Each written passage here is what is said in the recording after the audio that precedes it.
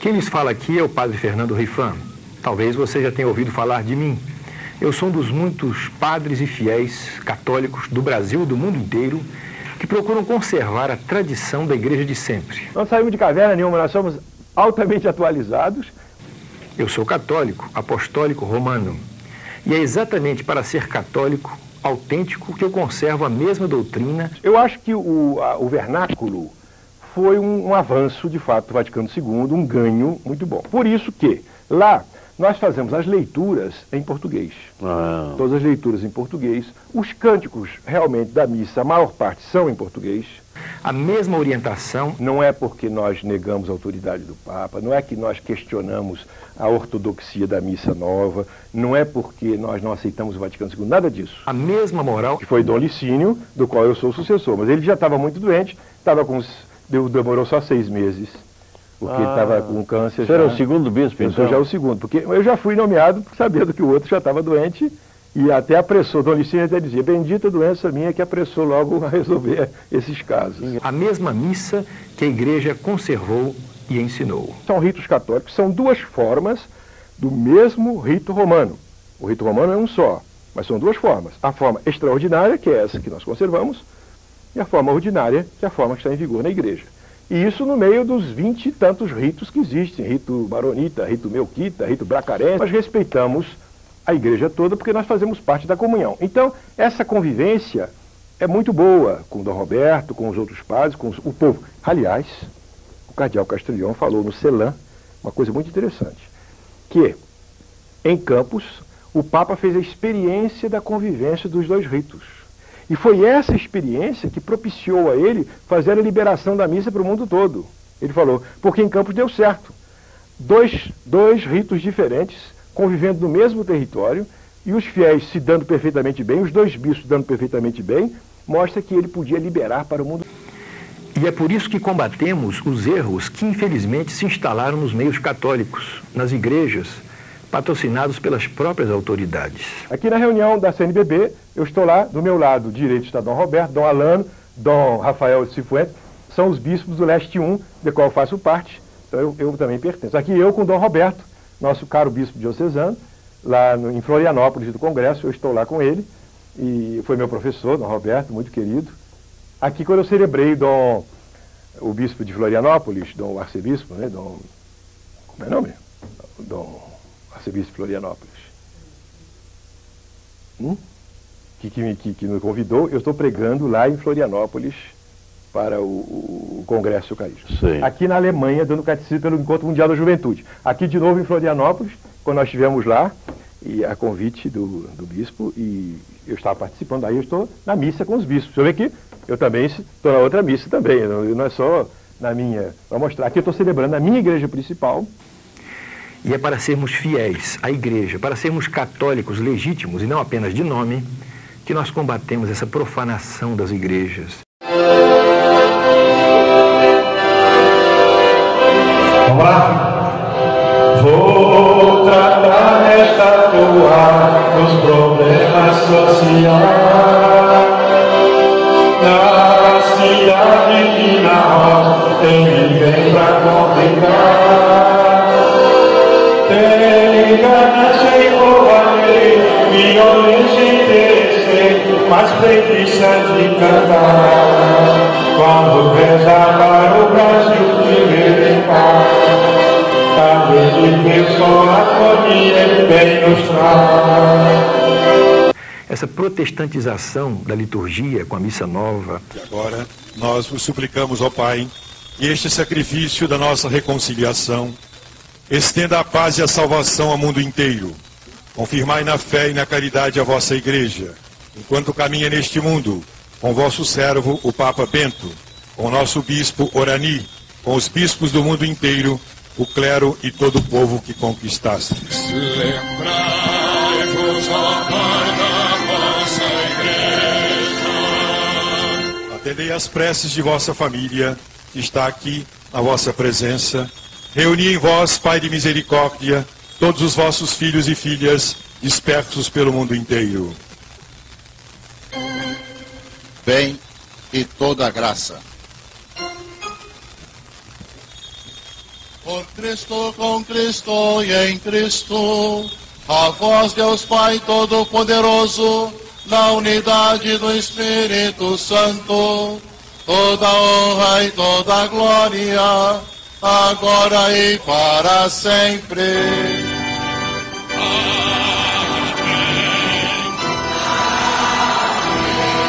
A nova moral liberal que permite tudo.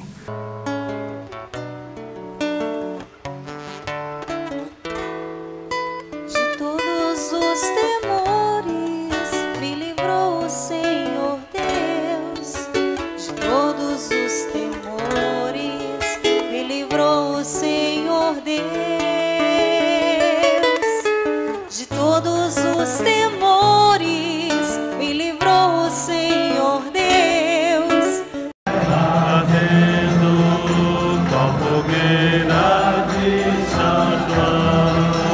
Eu perguntei a Deus do céu, ai, por que tamanha judiação?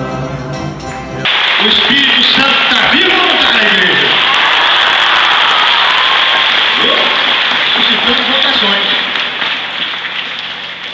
Então, que nosso Senhor guarde vocês todos, o Padre Roberto, vou dar a bênção final, pode ficar vocês aqui mesmo, ajoelha aí, para a gente dar a bênção final da Santa Missa, e nós levarmos esse entusiasmo, hein? Olha aqui só.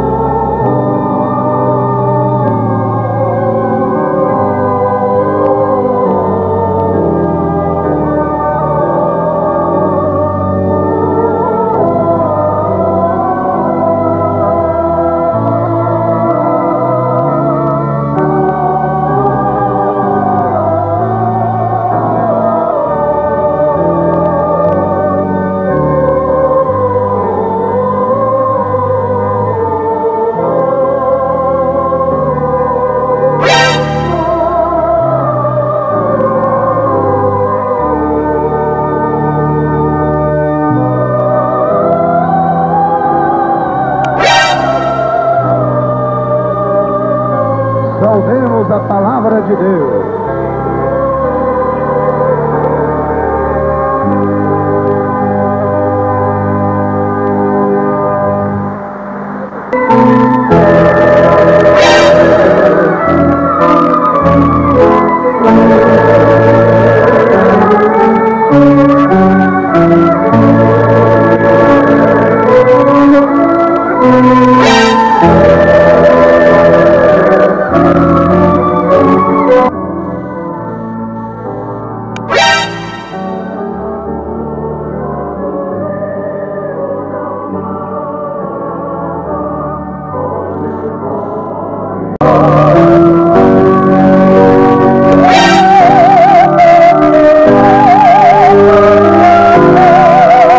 A influência do socialismo e do comunismo e dos partidos de esquerda, nos padres e nos bispos que pregam a luta de classes, o ódio entre os pobres e os ricos, entre os empregados e os patrões.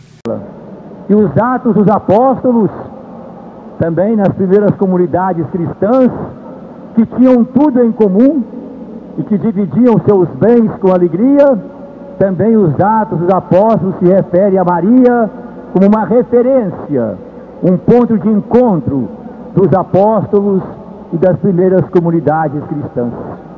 Essa é Nossa Senhora.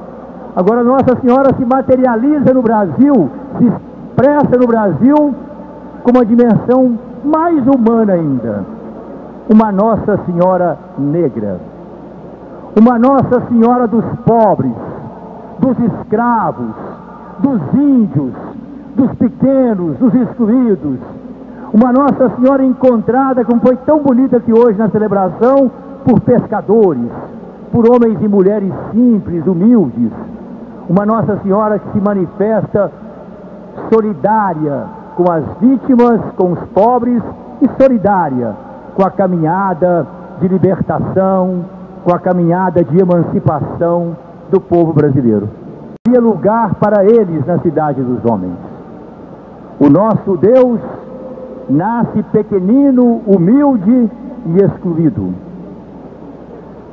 Logo depois, Nossa Senhora com São José tiveram que conhecer as agruras do exílio, da perseguição política de um rei tirano, possuído pelo poder, sem compaixão e sem respeito. Isso nos faz também, mostra desde as origens da nossa tradição cristã, como nos ensinou, por exemplo, Jacques Maritain e outros pensadores, que a democracia tem raízes evangélicas, porque Nossa Senhora, São José e o Menino Jesus foram perseguidos exatamente pelo poder arbitrário. Retornam. A constante, exagerada preocupação com os direitos do homem, fazendo-nos esquecer dos direitos de Deus sobre nós.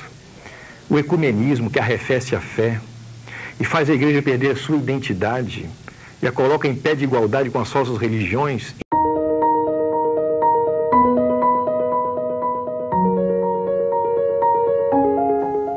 Eu sou Fernando Areias Rifan, aluno do Instituto Israelense de Estudos Bíblicos, e quero dar o meu testemunho de que foi muito proveitoso o curso. Aliás, eu fiz vários cursos. Eu fiz hebraico bíblico A, B e C, descobrindo a Bíblia hebraica, Torá, explorando a terra bíblica de Israel, evangelhos judaicos e além, o contexto judaico do Novo Testamento. Todos esses cursos foram excelentes, os professores são muito bons, aproveitei bastante. Eu sou professor de Sagrada Escritura, posso dar o meu testemunho, e vale a pena estudar no Instituto Israelense de Estudos Bíblicos. Eu aprendi mais ainda a Bíblia Sagrada, cresceu o meu amor pela Bíblia Sagrada e eu recomendo a todos. Está aí o meu testemunho de que vale a pena estudar no Instituto Israelense de Estudos Bíblicos. Todos estão convidados. Enfim, a religião do homem que quer se fazer Deus, que se instalou por toda parte, destruindo a religião do Deus que se fez homem para nos salvar. A consequência é que os católicos estão perdendo a fé, passando para as seitas, abandonando a religião. Da luz que de si difunde, sagrada filosofia, surgiu no mundo assombrado a pura maçonaria. Maçons alerta, tem de firmeza, vingar direitos da natureza. E é exatamente por essa nossa fidelidade à tradição que nós somos combatidos, tratados como hereges, excomungados, desobedientes. Por quê? Porque nós queremos resistir a essa onda de destruição da igreja, patrocinada até pelas autoridades eclesiásticas. O ano santo, proclamado pelo Papa João Paulo II. Todos foram convocados a Roma, inclusive nós também fomos. Aí nós fomos a Roma, fizemos uma grande peregrinação a Roma. Lá o Papa convoca o mundo tradicionalista, vamos dizer assim, chamado, né, para as conversações. Olha, vamos aproveitar o ano santo, que é um ano de reconciliação, de ano de anistia, por assim dizer. Vamos reconciliar, vocês têm que resolver esses problemas. Dali mesmo eu fui a Roma, conversei na congregação do clero. Quem era o prefeito era o cardeal Dom Dario Castrilhon Royos. E, por sinal, o capo ofício, que é o chefe do departamento, era o Padre Fernando Guimarães, que tinha trabalhado aqui em Campos como redentorista, era muito conhecido nosso, isso facilitou muito as conversações. Brasileiro, então nós começamos a conversação. Quando o cardeal nos viu e viu tudo aquilo que eu levava, inclusive ele veio uma carta de recomendação de Dom Roberto. Ele falou assim, mas então não falta nada, se vocês têm até a carta de recomendação do bispo de vocês, do bispo normal, ordinário do lugar, o que está faltando? Vocês não têm nenhuma heresia, então nós vamos resolver essa situação. Foi então que nós escrevemos uma carta ao Papa, no dia 15 de agosto do ano 2001, e eu fui a Roma pessoalmente levar essa carta ao Papa. Eu viajei no dia 22 de setembro de 2001, no dia do atentado às duas torres, as Torres Gêmeas. Foi o dia que eu embarquei no avião, estava acontecendo o atentado lá, teve leão porque marcou bem a data, né? Então eu fui a Roma E lá fiquei, apresentamos a carta ao Papa, o Papa chorou quando leu a carta, porque nós estávamos pedindo a nossa reconciliação, que nós fôssemos reconhecidos como católicos na igreja e pedíamos perdão se tivesse havido alguma falta, algum exagero da nossa parte. Mas é uma questão de fé, não é rebeldia nossa. É questão de fidelidade à autêntica doutrina católica ensinada pela Santa Igreja de sempre, ensinada por Nosso Senhor, pelos apóstolos, por todos os papas, santos, doutores e concílios da Igreja. E você? Já parou para pensar nisso? Há muita gente que já perdeu a fé do seu batismo. Há muita gente que se afastou da Igreja, está em perigo de condenação eterna porque ficou assustada com a crise na Igreja e não sabia quem recorrer. Outros acharam melhor se acomodar à onda do modernismo na igreja. Não é por aí, meus amigos. Não é por aí que nós conservaremos a nossa fé. É conservando a fidelidade. A fidelidade ao nosso batismo, ao catecismo, à doutrina, à missa de sempre, tal qual a igreja sempre pregou e ensinou. É assim que nós seremos autênticos católicos, filhos da Santa Igreja, agradaremos a Deus e salvaremos as nossas almas.